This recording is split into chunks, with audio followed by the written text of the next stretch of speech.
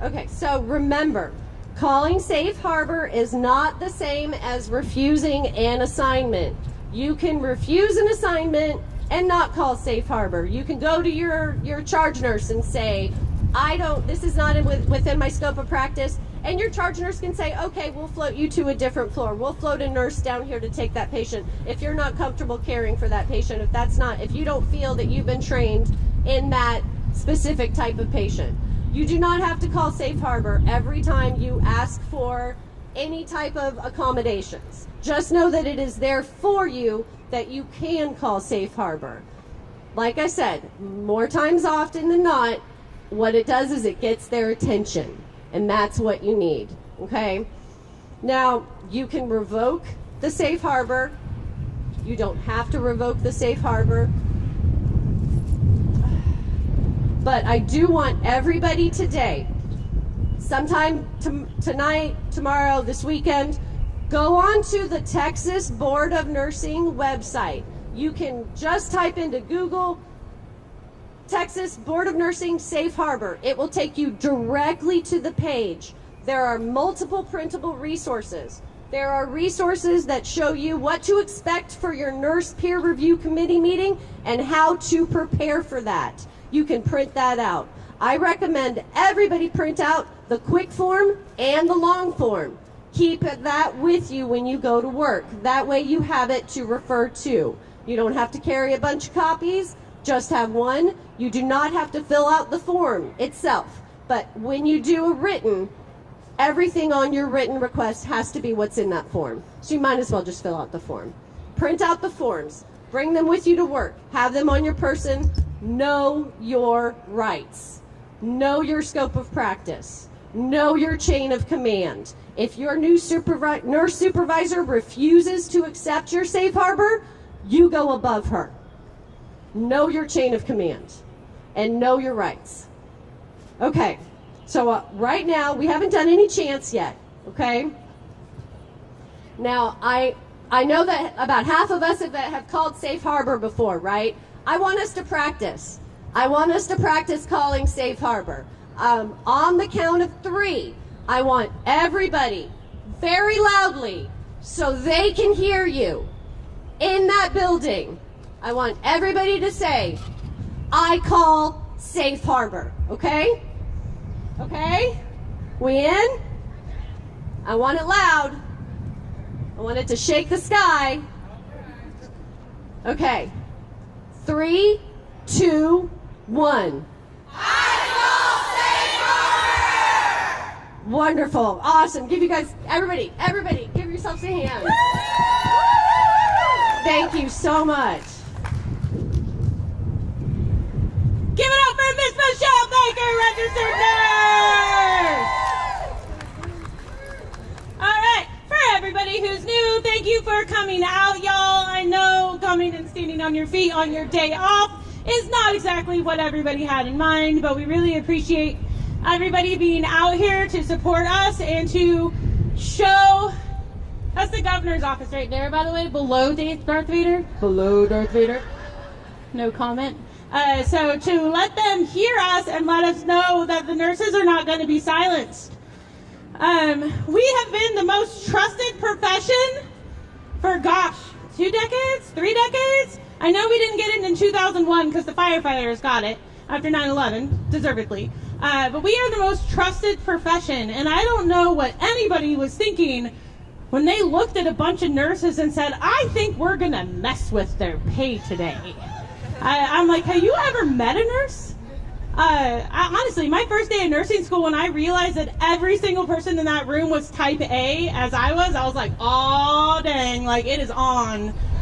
And anybody who has a nurse in their family, that's not y'all. I grew up in a family of nurses. It's just like, who would ever think that messing with nurses was a good idea? And we're here in Texas to show them today. We're here all over the country, out in D.C. Has anybody checked to see what's going on in D.C.? I mean, like, recently, like right now, because they should be going. But anyways, it's amazing. We haven't done any chants yet. You guys want to do a chant? So, we are unstoppable. A safer world is possible. Yeah? We are unstoppable. A safer world is possible. We are unstoppable. A safer world is possible. We are unstoppable. A safer world is possible. We are unstoppable. A safer world is possible. Woo! All right. I'm going to talk about ratios, but we're going to talk about something kind of funny. So today is the last day of Nurses Week. Look at the giggles coming out of the audience. I love it. I love it. So we had everybody write down what their hospitals gave them for Nurse Appreciation Week. So I did see a meme today or this week that said, if you need an appreciation week, you're not getting paid enough. So amen to that, yeah? So here are some of the things that our lovely nurses got as appreciation from their management and executives at their hospital. Toothpaste. We wear masks all day. I don't even know why that's a thing. Maybe so you don't have to smell your own breath. I don't know. An email. Was it like a different email than the 8 million HealthStream emails we get every day? Or, okay. Hot dogs, pickles, and popcorn. They're trying to make you retain water because they know you never get to pee. So, nurse educator. They got 0 teacher appreciation and 0 nurses week. Why is it? Sorry, digression. The 2 most female-dominated professions are the ones really getting messed with right now. Right? Right? Yeah, thank you. I love male nurses, by the way. This is nothing on you. We dominate. I'm sorry. You know it. You know it. Yeah, okay. This person can't remember what they got, so I'm going to go with nothing. More pickles and popcorn. I don't know if that's the same hospital or not, or if that's a trend, because... paletas. Annual competency training.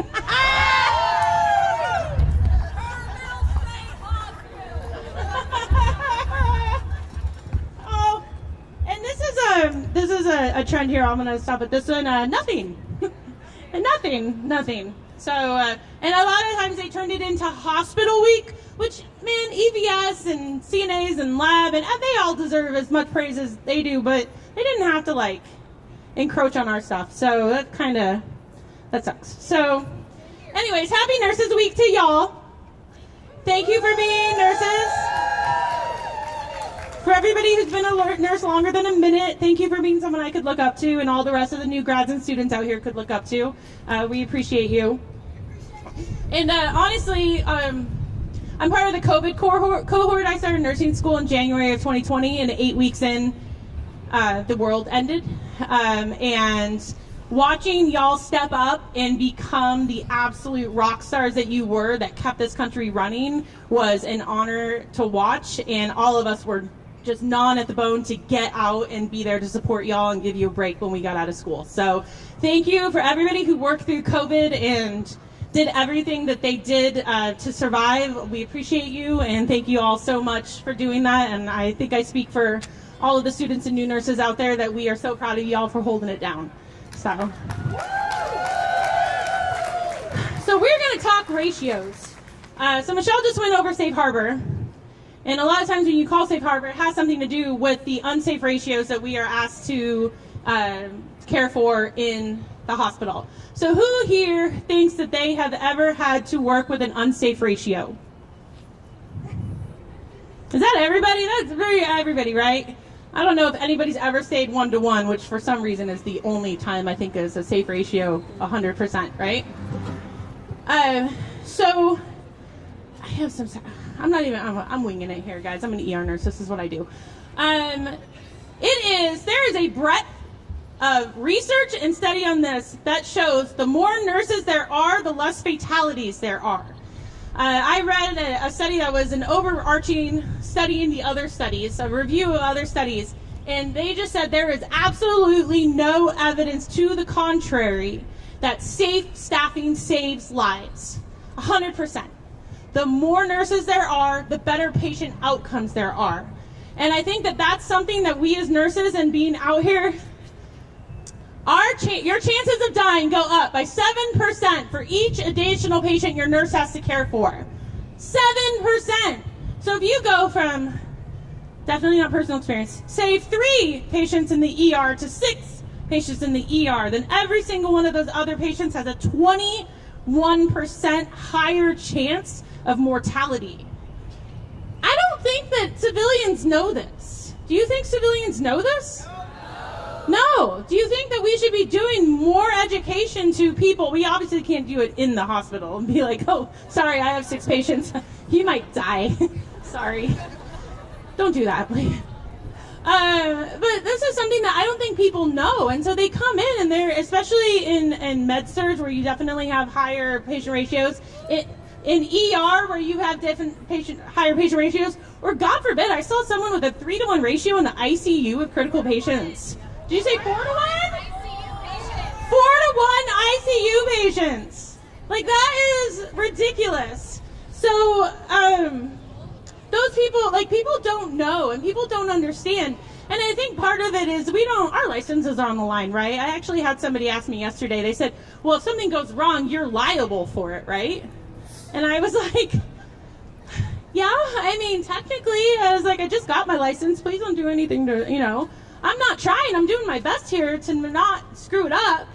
But sometimes we don't have choices. We have our choice to call safe harbor now, right? That's what we know. That's our nice education. But we just get put in these positions on a constant basis of we don't have the staff to be able to fix this. And so we do a lot with a little. And I think it's about time that we stop accepting that they expect us to do a lot with a little. So out in California, and I know that that's a bad word in Texas. Guns and ammunition or something. I don't know. I don't know what y'all say. Okay. I'm from California. Okay. So out in California, where they have mandatory statewide staffing ratios, thanks to the California Nursing Association and the union, and this is their RN to patient ratios. Intensive and critical care is 1-to-2. NICU is 1-to-2. OR is 1-to-1. PACU is 1-to-2. L&D is 1-to-2. Antepartum is 1-to-4. 1-to-4 couplets, which is 8 patients. Postpartum nurses, we're going to give it up to y'all because that is cray. Postpartum women only is 1-to-6. Peds is 1-to-4. Emergency room is 1-to-4. ICU patients in the ER is 1-to-2, and trauma patients in the ER is 1-to-1. I'm hoping all the way through discharge, right? Oh, you're one trauma patient. He's stable. Just take another one. Step down, 1-to-3. Telemetry is 1-to-4, which I still think is a little too much, but that's me. Med-surg 1-to-5, and other specialty care is 1-to-4, and psych is 1-to-6, which I still think is a little too much. But, we don't see anything like that right now. Med-surg in Texas, what are you guys running right now? 1-to-6 and 1-to-7. You say 1-to-8 and 9, if you didn't hear that. 1-to-8 and 9. That's 9 patients to get meds for on a med-surg floor. How many medications do you think on average a med-surg patient has?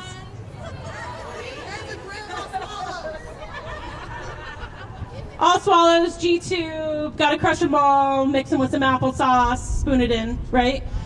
Okay. Yeah? Okay, 9 patients. So you have a med run at 7, 11, 3, 7, right? How is that even possible? How much face time are you spending with your patients? Right? Right? And then they're like, yeah, you have 3 minutes for a med pass. Yeah, and you have 6 minutes. You have 6 minutes in and out of that room. We want the triage done. We want all of their IV. We want septic workup done in 7 minutes. How is that possible, y'all? And I know y'all have been doing this for years, right? Years. Is it getting worse or better for our nurses that have been in the business? You would think a global pandemic would have made some difference. So we are here. We want everybody to know that if you are not a nurse and you are here, we want you to know that our ratios affect you directly. 7% chance of dying by each patient your nurse gets. So I think that we just need to start making some noise about this, making some noise up to there, and letting them know that we're not going to stand for this any longer. That's it for me on ratios. So, okay, thank you. All right, so we're going to do another one. I'm riffing here, guys. Sorry, I didn't really prepare anything. I've been working for like a lot, so I'm just going off the cuff here. Who here has ever been assaulted physically by a patient? Is that pretty much everybody? Yeah? Okay, personal story. I was a tech on the neuro floor. It was my first entrance into healthcare. Was a patient care technician. It took me exactly 90 minutes before I got assaulted by a patient. In the ER, it took me, I think, a week before I got my first assault.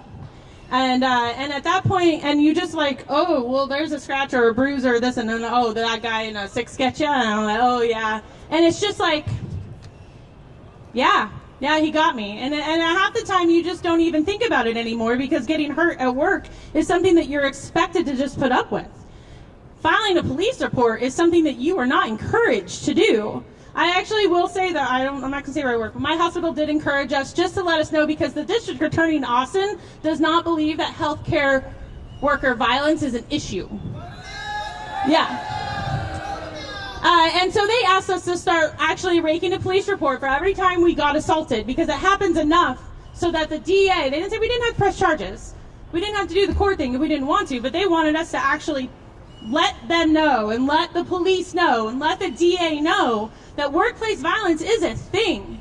There are nurses who have been killed. There are nurses who have been put in the ICU. There are nurses who have been kicked in their pregnant stomach and lost their baby because a patient was allowed to get violent for them. Now, if I am a person walking down the street and someone walks up to me and punches me in the face, it is a felony. But all of a sudden you put on scrubs and you go to work in a hospital where you're supposed to be taking care of people on the worst days of their life and they're sick and they punch you in the face and they say, oh, that's part of the job. That's what you signed up for. Did anybody here get signed up to get boxed on at work? No. No? What did we sign on to? To help people, right? So now we are here standing in front of the Texas Capitol to say that we need them to help us. We need it to be a national law, a felony to anybody who, if you are at work as a healthcare worker and you get assaulted, that is a felony to the person assaulting you.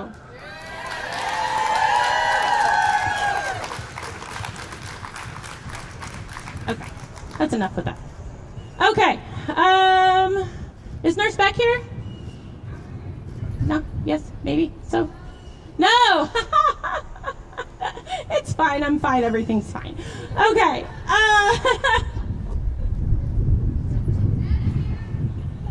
Deb is here! That's who's next. I can read, it's fine. Okay, introducing Miss Deb Rice. All right.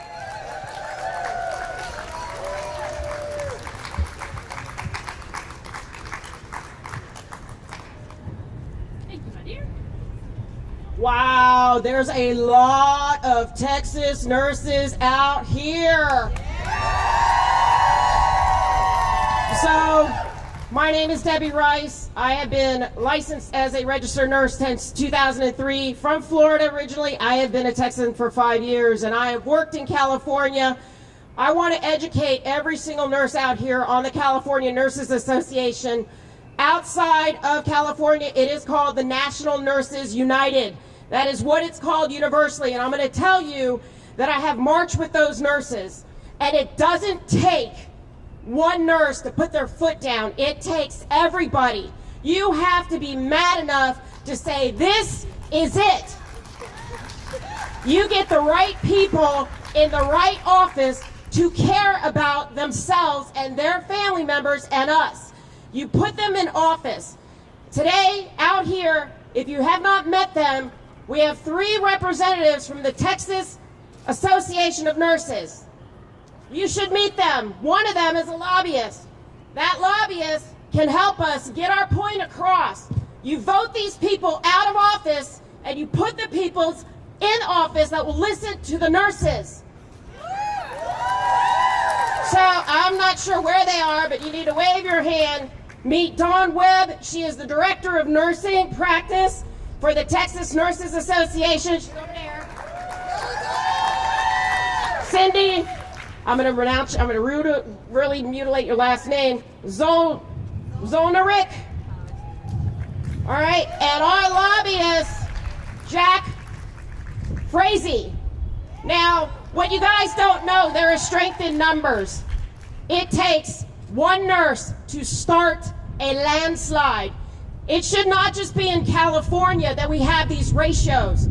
If you are tired of judging which patient you have to see a half a second before the other one, that's a problem. We need these ratios. We need them statewide and national. Across the United States, nurses have gone to their state capitals to say, we are done. We need a change. There are two bills that you need to vote on. You need to press your representatives in your districts and your state senators. Senate Bill 1567 and a duplicated bill in the House, H.R. Bill 3165. These two bills ensure safe nurse staffing standards for patient safety and Quality Act of 2021. These bills have been sitting there for a long time. Don't let the date fool you, because nobody with a voting right has said do something. You have that opportunity. This is an election year. Every single person in this courtyard has needed a nurse. I will need a nurse one day. Do you want to figure out if that nurse has time for you? We are all here because we care. It has nothing to do with the money, but God forbid you choose to limit the pay we get and pay these CEOs millions of dollars in bonuses is a problem for these nurses out here. There needs to be fair pay for everybody in nursing. I like statistics. Every nurse out here, new, old, future, past, goes by education. These are documented statistics. Half of the nurses in the workforce have been assaulted. Every half a nurse, that's half of us here. That's ridiculous. The Texas Center for Nursing Workforce Studies in 2032 said the demand for nurses in the state of Texas, and I don't discriminate, I count all licensed personnel. Registered nurses, this is our deficit, guys. 57,012 RN positions, 12,572 LVN shortages, 22,853 advanced practice nurses. This is our deficit to the year 2032. At the end of the fiscal year, the American Nurses Association in 2022 said our profession is losing 500,000 nurses. We are done. How much longer do you plan on being in this field? It takes this movement, statewide, national-wide, to put an end to it. We can make a difference. It starts with voting those people into office that will listen to nursing issues. Become a member of your national organization.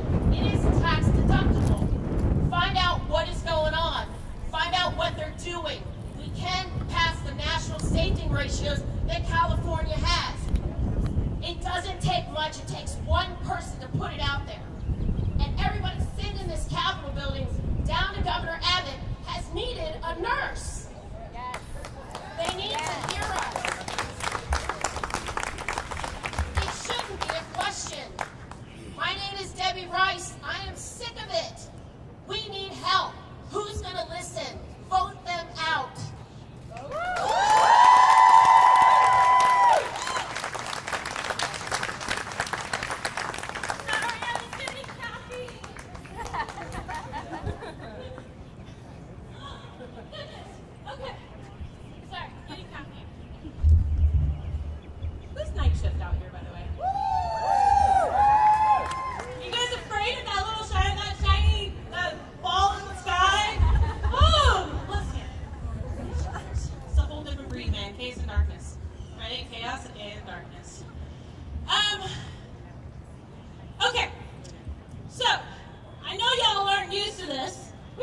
break.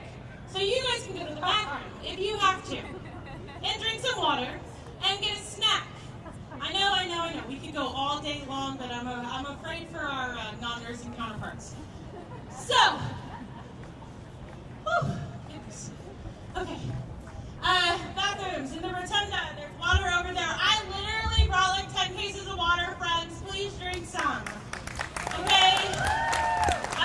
We don't want any dehydration or heat stroke out here, please. So we're going to take a break for a couple of minutes, and she keeps me on track. I love it. I know y'all kind of shouted him out, but we're going to have a talk about serratios in a minute. So like I did with the cards for what we got for Nurses Week, if everybody wants to just go take a break, go over to the table, I want you to... Oh, they got cake and punch on this one for Nurses Week. And cookies and hamburgers. Wow. Who's someone got a fanny pack? Tell me where it's at. I want to go work there. They give you a Oh, they got a bag of candy and a plastic cup. And a $15 Amazon gift card. Wow. Wow. Okay. Whoa. They're just going all out for those healthcare heroes now, huh? I got to play with puppies yesterday. That was kind of cool. But I'm pretty sure they were from a puppy mill, so I was like... But anyways. All right, everybody take a break, get some water, go write down your ratios, the highest ratio you've ever taken care of in what department that you work in. Yeah, get some shade, cool out a minute, and then we'll get everybody back here in a few.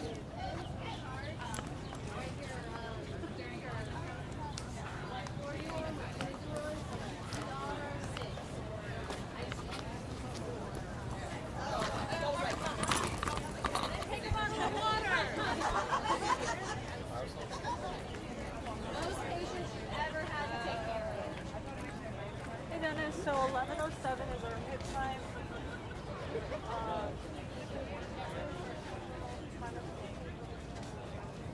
I want to make the live shots interactive, so I'm thinking like maybe showing some pictures, like having someone. If they're back up there, that'll be easy to do. But, all depends on if they're around here. I can show you. I was thinking that maybe even do I hold one up? Do I say? You don't want to put yourself in the So I could say, this poster says it all.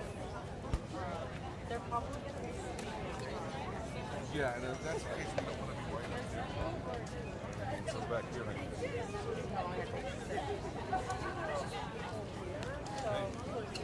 In a couple minutes. We'll sit here.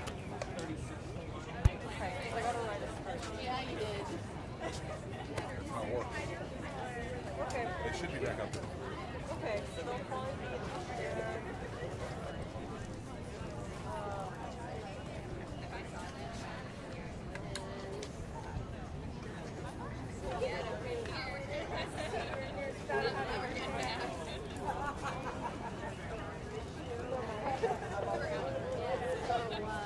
If you were med surge and you had 7. Oh yeah, no. Oh, we got some. Yeah, we got some.